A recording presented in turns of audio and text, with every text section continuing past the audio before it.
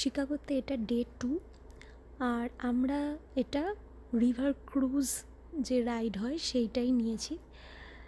এখানে হচ্ছে উনি বলছেন প্রত্যেকটা না হলেও বেশ কিছু বিল্ডিংয়ের হিস্ট্রি বলছেন, কিভাবে সেই বিল্ডিংগুলো তৈরি হয়েছিল, কি মাথায় রেখে তৈরি হয়েছিল। এটা যেমন ব্রিটানিকার বিল্ডিং, বহু বছরের পুরনো, কিন্তু বিল্ডিংটার স্ট্রাকচারটা দেখে বোঝা যাচ্ছে না সেই পুরনো হেরিটেজ মডেলটাকেই ধরে রেখেছে, হেরিটেজ ব্যাপারটাকেই ধরে রেখেছে।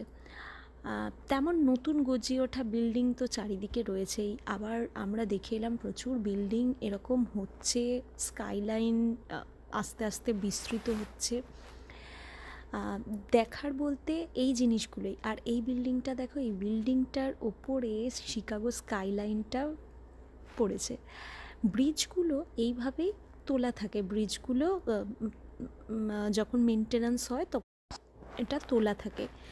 জেনারেলি মেনটেন্যান্সের টাইমেই ব্রিজগুলো তোলা থাকে, আদারওয়াইজ এমনি সময় হচ্ছে তলা দিয়ে যাতে জাহাজ যায় সেই জন্য সেই হিসেবে ওঠার কথা ব্রিজগুলোর। কিন্তু আমি যেরকম দেখলাম এরকম সরু মতো জায়গা দিয়ে জাহাজ যাওয়াও খুব মুশকিল।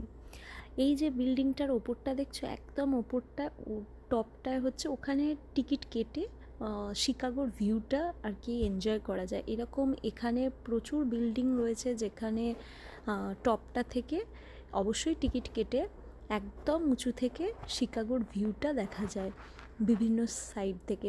আর এইটা হচ্ছে বোয়িংয়ের হেড অফিস, আগে ছিল, এখন শিফট করে গেছে।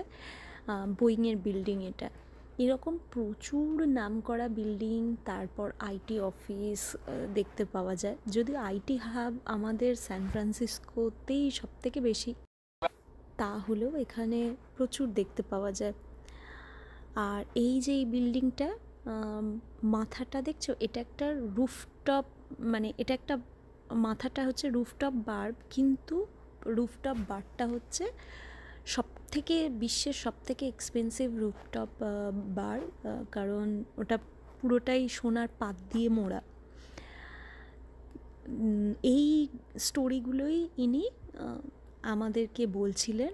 আর এই বিল্ডিংটা দেখো, বিল্ডিংটার নাম হচ্ছে সেন্ট রেজিস। এই বিল্ডিংটা 113 না 14 তলা, মাঝে দুটো তলা একদম ফাঁকা। কারণটা হলো বিল্ডিংটা হাওয়ায় ওই পার্টিকুলার ওই দুটো তলা এতই দুল ছিল যে ওই দুটো তলাকে সরিয়ে দেওয়া হয়েছে, তারপর বিল্ডিংটা আবার তোলা হয়েছে।